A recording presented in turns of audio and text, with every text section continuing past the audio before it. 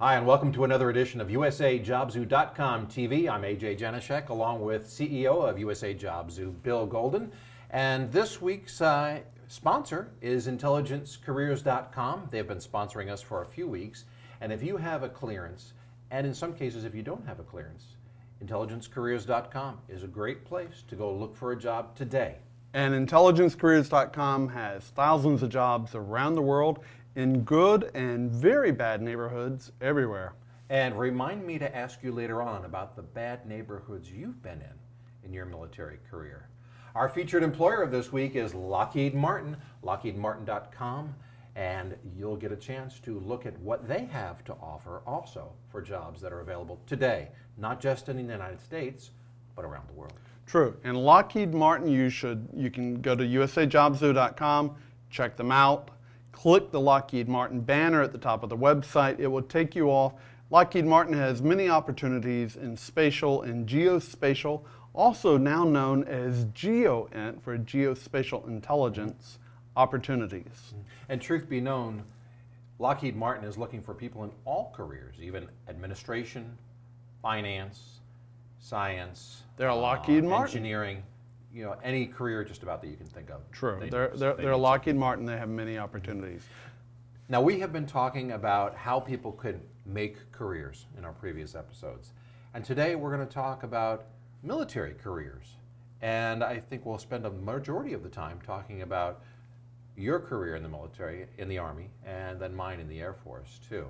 Sure, and folks should realize that USA Job Zoo is not just about opportunities in private industry. We cover government, we cover the military, we cover a wide range of industries. And the both of us, we are in private industry now, but both of us have had full military careers. And for many people, I think they need to realize that when you go into the military, often what you do and how you get there, that's quite a trip. You could almost say for every person, every man or woman joining the military, each of them have their own unique story. My son is in Coast Guard boot camp right now, and he has his own unique story that led him to the point when he's 23 years old to go in. I went into the military at 17. How about yourself? How old I went in the military at 17 as well. How did it all start for you? When you first thought, I'm going to go in the military, or I'm thinking about it, how did that come about? Well, for me, it came about because I wanted to go to college, and my father said no. He said if I wanted to go to college, I needed to pay my own way. Just like now, college cost a ton of money, and he refused to help in any way, shape, or form, so I thought about joining the military. Now, my father was a Marine, so I went to talk with the Marine recruiter, and they had me all set up until one day I told my girlfriend that I was thinking about the Marines, and it all changed for me. I take it her reaction was, don't consider that. Yes. I went in at the Vietnam was still underway, very end of Vietnam, and I told her I was thinking about the Marines, and she said, you know, I've got a great family friend who knows everything about the military. Why don't you talk to him? And I'm not quite sure what she thought would happen, but she didn't know too much about the family friend because he was an Army recruiter. He knew exactly what he was talking about. He knew, yes, he knew exactly what he was talking about. And I joined the military, joined the Army. And there were some bad days, but I enjoyed it. Were you already out of high school at that time? No, I joined in January of my last year of high school. What year was that? 1974. And I signed up on the 6-month delayed entry program. And at that time, you got an automatic promotion from E1 to E2, so that worked for me. Oh, excellent. It wasn't much money, but it was my first paycheck, I think, was $370 a month.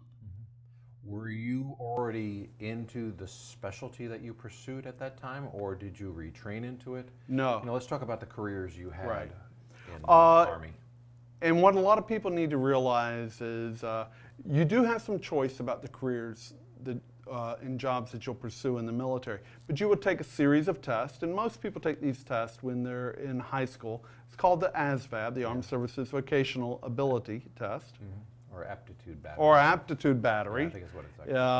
But it's definitely called the ASVAB. ASVAB, for sure. And Still today. Still today.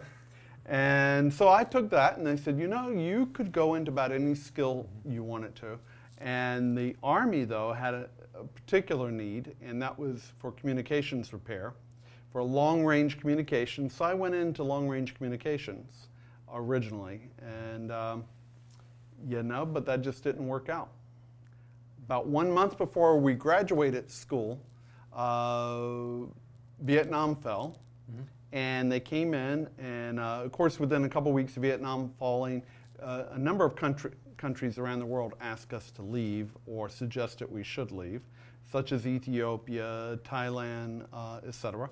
And those were where our skills were originally needed. And so we were no longer needed. So what did they give you the good news and say, look, you need to retrain? Essentially, yes. They said, the good news is we're going to let you stay in your career field, but we really don't have places to send you, so why don't you consider something else? And what did you consider at that time? You know, I wasn't sure what I wanted to do, but at that time they were offering combat arms, pretty much. So I grew up speaking French, and I had read that there was a French artillery system that the Army was considering buying, so I thought, this is great. Armor, infantry, artillery. I'll go off to France, train on the artillery. And when I told my advisor or counselor, whatever he was at that time, I mentioned that I spoke a foreign language, they said, you know, we have someone that you should go see. And I did. I went off to meet a recruiter from the Army Security Agency. You've met a lot of recruiters in your time, haven't you? A lot of recruiters, and now I are one. Yeah. Yes. So I met the recruiter, and he gave me a make-believe language, which I had 1 hour to sit down, and I scored very high. And he said, you know, you scored very high. You can pick just about any language that you want. Oh, excellent. Yeah, that's what I was thinking. So as that works, I thought, okay, you know, I'm still barely, at that time I had barely turned 18, and I thought, well, this is great. So I said, I would like to study French. I figured, you know. Yeah, sure. You could ace that and it would be a breeze. Yeah, not a big sweat. Russians were the bad guys, so I figured if I have to learn another language, might as well learn the #1 bad guy language. And I always wanted to go to Germany, so I said, I'll study German. Those were my 3 choices. Just like the military, and whether you study foreign languages or anything, and you know, we're going to find out about the Air Force in a moment, but the Army always says you have 3 choices. And whether you actually ever get any of those 3, and that was my situation. So they called me in a week later and said, you got exactly what you wanted. You got Czech. You get to go to California and study, yes, Czechoslovak. And I said, no, I think there's been a mistake. That's not one of my 3 choices. And they said, well, you know, we need people to study Czech. And so here's how you need to look at this.